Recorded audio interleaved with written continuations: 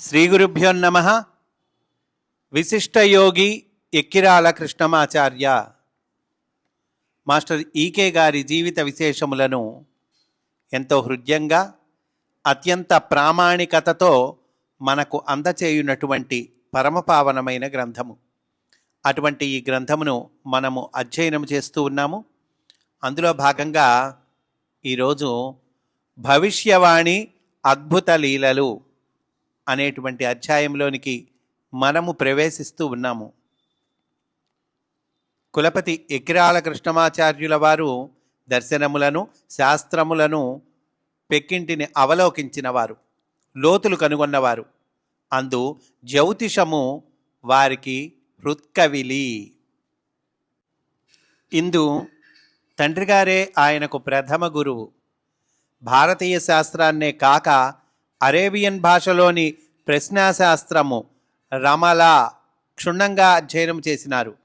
అంతేకాదు తెలుగులోనికి అనువదించారు కూడా. శాస్త్రాధ్యయనముతో ఊరుకోక గొప్ప పరిశోధన చేసినారు. ఇందుకు అంతర్దర్శనము అంటే ఇంట్యూషన్ అది ప్రధానంగా పనిచేసినదని చెప్పడానికి దాఖలాలు చాలా ఉన్నాయి. అట్టి స్వయం ప్రజ్ఞోన్మేషంతో చెప్పినవే మనకు అద్భుత సంఘటనలుగా కనపడుతున్నాయి. ఏతత్ ప్రతిభాలత కొనలు సాగి మారాకు వేయడానికి శాస్త్రమను పేరి అధికలోచనము కలిమి శ్రీనాథుడు అది దోహదపడింది.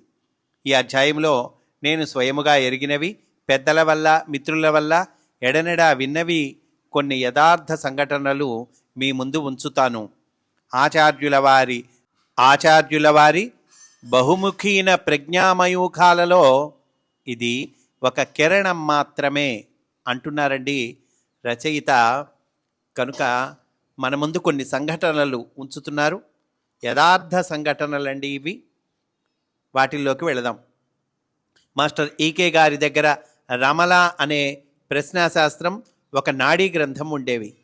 వాటి సహాయంతో ఏ చిక్కులు ఉండి ప్రశ్నించినా వారికి తరుణోపాయం చూపించేవారు. ఒకసారి గుంటూరులో విద్యుత్ శాఖలో పనిచేస్తున్న ఒక మిత్రుడు ఈకే గారింటికి వచ్చి తనకు పిల్లలు పుట్టి మృగశిరా నక్షత్రంలో చనిపోతున్నారని చెప్పి బాధపడ్డాడు. అప్పుడు మాస్టర్ గారు నాడీ గ్రంథాన్ని పరిశీలించి అతడు క్రిందటి జన్మలో ఒక బోయవాడని, ఈనబోతున్న లేడిని చంపాడని, ఆ జంతువు చనిపోతూ తన పేరు గల నక్షత్రం వచ్చినప్పుడు పిల్లలు చనిపోతారని చెప్పింది. ఆయన దీనితో ఊరుకోలేదు. ప్రేమస్వరూపుడు కాన దోష నివారణకు కావలసిన హోమాలు జపాలు తెలుసుకొని దగ్గరుండి చేయించి వారికి సంతాన ప్రాప్తి కలిగించారు. తర్వాత ఆ కుటుంబము పిల్లలతో కళకళలాడింది. అట్టి పని మహనీయులకే సాధ్యం. విశాఖలో ఓ పెద్ద కుటుంబం, సోదరులు, తల్లి. అందులో ఒకడు పరారి అయినాడు. అతని ఆచూకీ ఏమీ తెలియలేదు. ఎంత వెతికించినా. ఆ నిరాశలో మాస్టర్ ఈకే గారిని ఆశ్రయించి వారి సహాయాన్ని అర్థించారు. ఆయన క్షణకాలం రెప్పలు వాల్చి మరుక్షణంలో ఆ అబ్బాయి సుఖంగా ఉన్నాడు. దక్షిణ దిశగా వెడుతున్నాడు. తన సమస్యల పరిష్కారానికి గురువును వెతకటానికి వెడుతున్నాడు. ఇంకా ముందుకు వెళ్ళడు. తిరిగి వెనక్కు రమ్మని ఆదేశించాను. తిరుగు రైల్లో వస్తాడు. నాతో 2 రోజులు ఉంటాడు. సమస్యల పరిష్కారాలను పొందిన తరువాత నేను మీ ఇంటికి వానిని పంపుతాను. ఇక మీదట పరారి అవడులెండి. అది సాధికారమైన మాట. ఆశ్చర్యం. ఈకే గారితో 2 రోజులుండి ఆ అబ్బాయి తన ఇంటికి చేరినాడు. ఎందుకిలా వచ్చేశావు అని వాని సోదరులంతా అడిగితే ఈకే గారు రమ్మని నన్ను ఆదేశించారు. అతడు కోరిన మార్గంలో మోక్ష విద్యకు పరిష్కారాన్ని చెప్పారు. ఆ కుటుంబం ఇప్పటికీ ఈకే గారి ఆరాధకులే అని అంటూ ఇంకో సంఘటనలోకి మనల్ని తీసుకెళ్తున్నారండి.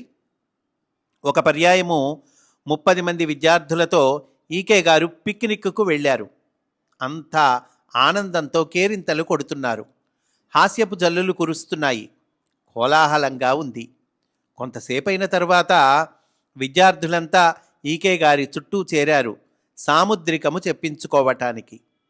ఒకరి తర్వాత ఒకరు తమ అరచేతులు చూపించుకుంటున్నారు.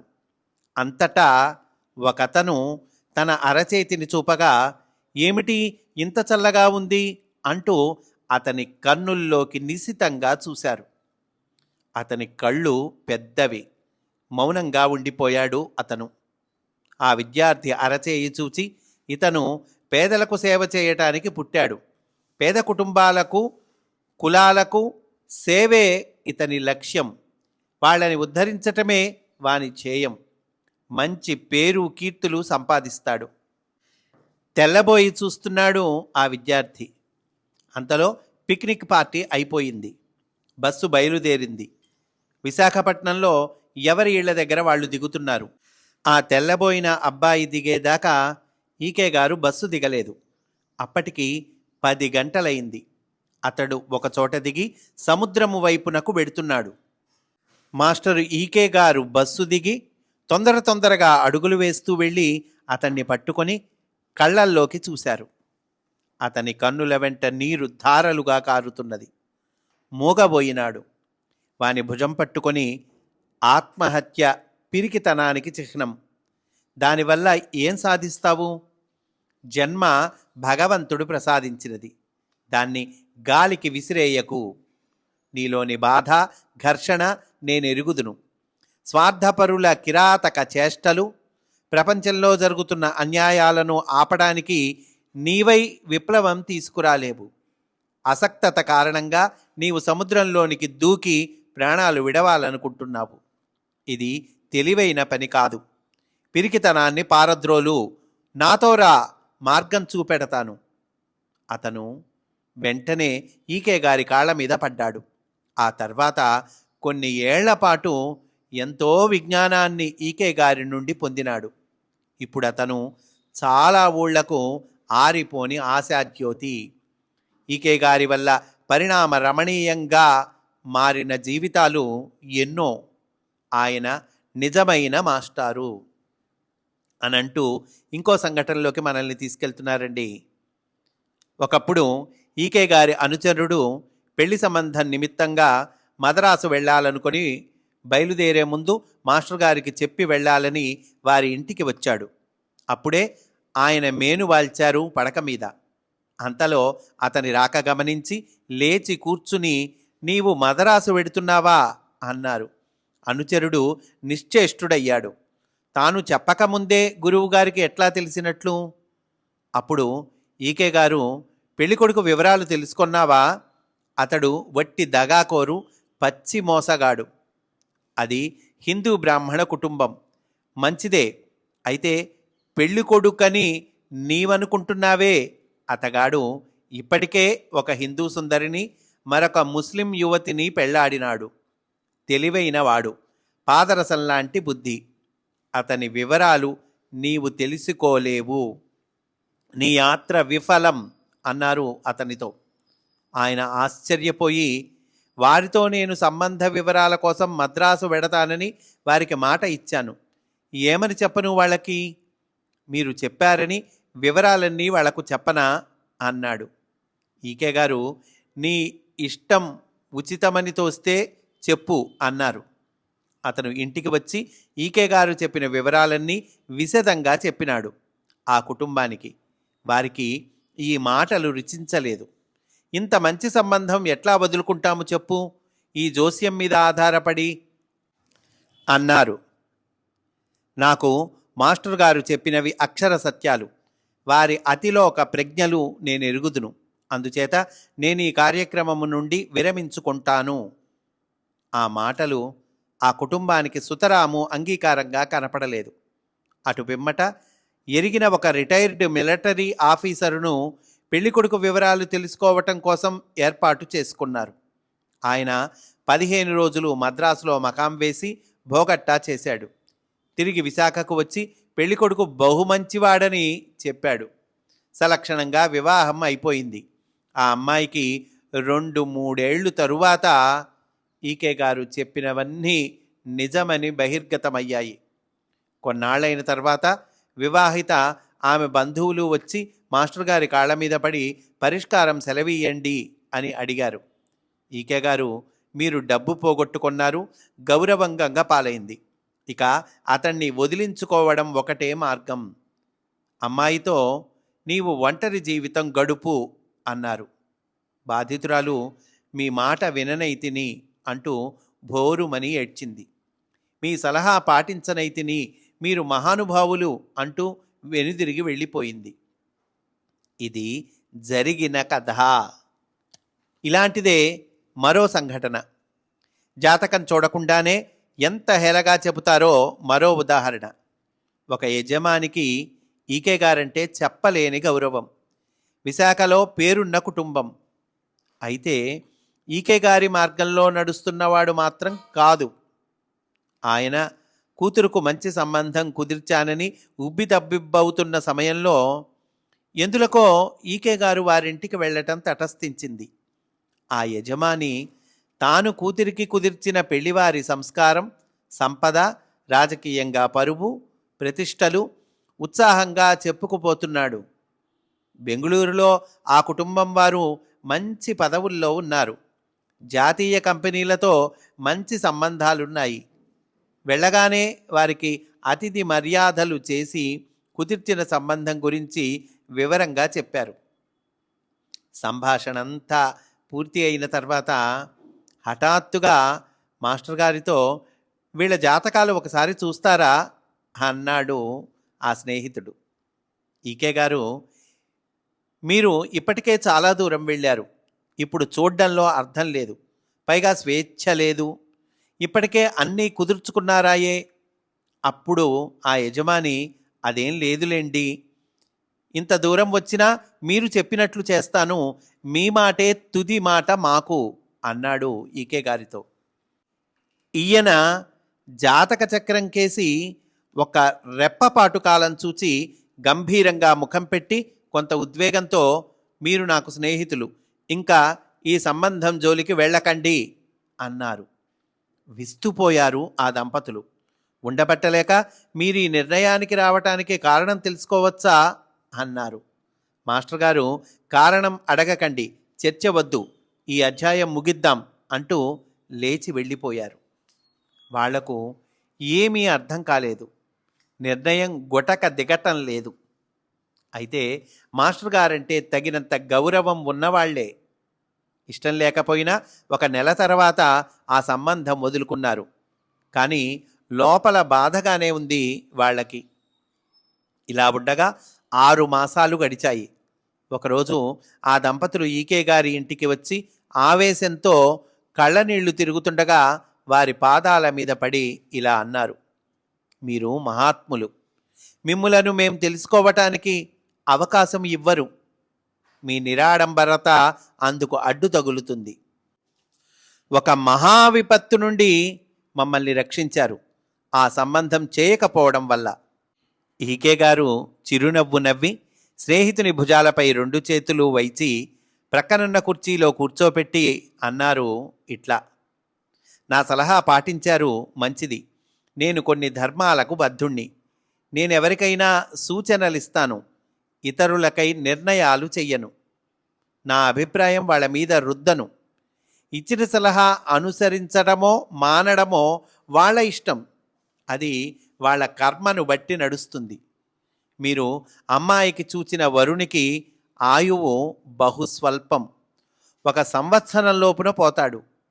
మీరేమన్నా విన్నారా అతన్ని గురించి అంటూ ఆపారు సంభాషణ. ఆ స్నేహితుడు దుఃఖిస్తూ, ఒక దుర్ఘటనలో ఆ అబ్బాయి చనిపోయినాడు అన్నాడు. ఈకే ఆయన్ను సమాశ్వాసించారు. ఈకే గారి సలహాలు బహుగూఢముగా సూక్ష్మంగా ఉంటాయి. తన సలహాను పాటించినా పాటించకపోయినా ఆయన పట్టించుకోరు. అడిగితే సలహాను చెబుతారు. ఆయన దగ్గరగానూ ఉంటారు, దూరంగానూ ఉంటారు.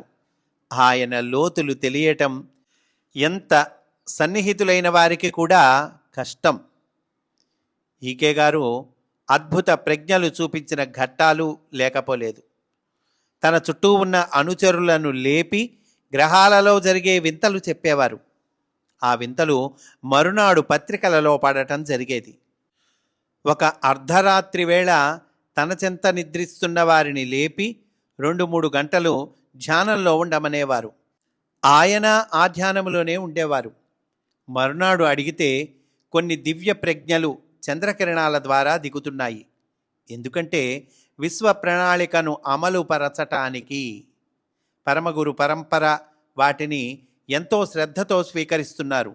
అందుకే మిమ్మల్ని లేపి ధ్యానము చేయమన్నాను.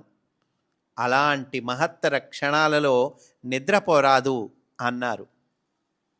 ఒకమారు పడక కుర్చీలో విశ్రాంతి తీసుకుంటూ మధ్యలో అనుకోకుండా ఈకే పెద్ద నవ్వు నవ్వారు. చెంతనున్న ఆయన వారిని ఎందుకు నవ్వారు అని అడిగారు. అది బాగా సున్నిత విషయము, సూక్ష్మమైనదిన్ను అయినా మీతో ఆ సంగతి నేను పంచుకుంటాను. నేను బెల్జియం పంపినతను అక్కడ విస్కీ సేవిస్తున్నాడు. అక్కడ హిమశీతలంగా ఉంటుంది కూడా. పాపం నాకు తెలుస్తుందేమో అని భయపడుతున్నాడు. వెంటనే మానేశాడు. మరో 2 పెగ్గులు పుచ్చుకుంటే ఆనందించేవాణ్ణి. అందుకని నవ్వు వచ్చింది అన్నారు ఈకే. మీరు తరచూ ఇలాంటి సన్నివేశాలు చూస్తుంటారా అని అడిగితే చూడనంటూ అది నా పని కాదు. ఇతరుల వ్యక్తిగత విషయాలలోనికి చొరబడద్దు. నన్ను పిలిస్తే సలహా ఇస్తాను. మన మిత్రుడు త్రాగుతూ నన్ను తలుచుకొన్నాడు, అందుచేత నా దృష్టి అటు మళ్ళింది, అది అంతే అన్నారు.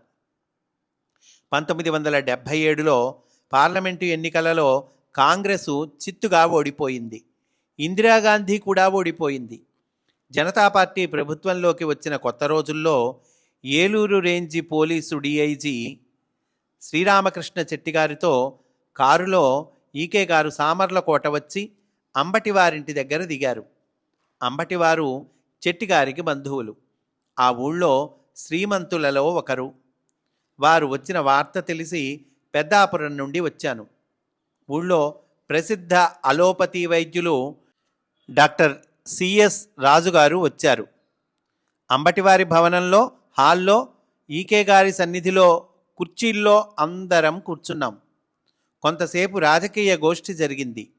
మధ్యలో అంబటి అప్పారావు గారిని జ్ఞాపకం, మాస్టర్ ఈకే గారిని నేను ప్రశ్న అడుగుతాను, మీ సెలవైతే అన్నాడు. దానికేం అడగండి అన్నారు ఈకే. అప్పారావు గారు ఇప్పటి రాజకీయ పరిస్థితుల్లో మళ్ళీ ఇందిరాగాంధీ ప్రధానిగా రాగలదా అన్నారు.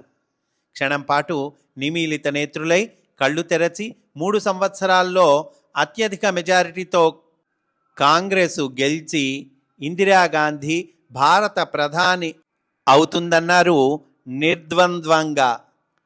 3 ఏళ్లలో ప్రభుత్వం కూలుతుందని ఎవరూ ఊహించలేదు. అందరూ ఆశ్చర్యపోయి చూస్తున్నారు. మీరు నే చెప్పింది నోటు చేసుకోండి అన్నారు. ఈకే గారి యందు భక్తి గౌరవాలున్నా నేను వారి జోస్యాన్ని నమ్మలేదు. ఆ సమయంలో క్లిష్ట రాజకీయాల వల్ల నాకలా అనిపించింది. తక్కిన వాళ్ళు ఊకొట్టినారు కానీ వారికి అపనమ్మకంగానే ఉంది మనస్సుల్లో. తర్వాత వారిరువురు ఏలూరు వెళ్ళిపోయినారు. ఎంతటి కాలజ్ఞానంతో చెప్పారో తెలియదు కానీ 1980లో కాంగ్రెస్సు గెలిచి అధికార పీఠాన్ని ఆక్రమించుకుంది. ఈకే గారి జోస్యం ఫలించింది.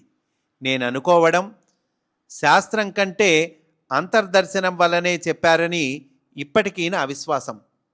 ఆయన ఇందిరాగాంధీ జాతకం చూచి చెప్పారా? లేదే. మరి ఇంత ఖచ్చితంగా చెప్పటానికి వారి అలౌకిక శక్తి కారణం కాక మరేది? ఆయన ప్రజ్ఞా వికసనానికి మేరలు లేవు. ఇలా చెప్పుకుంటూ పోతే ఎన్ని ఘట్టాలో అని అంటూ ఈ అధ్యాయాన్ని పూర్తి చేశారండి రచయిత. మనం కూడా ఈరోజు ఇక్కడితో పూర్తి చేసుకుందాము.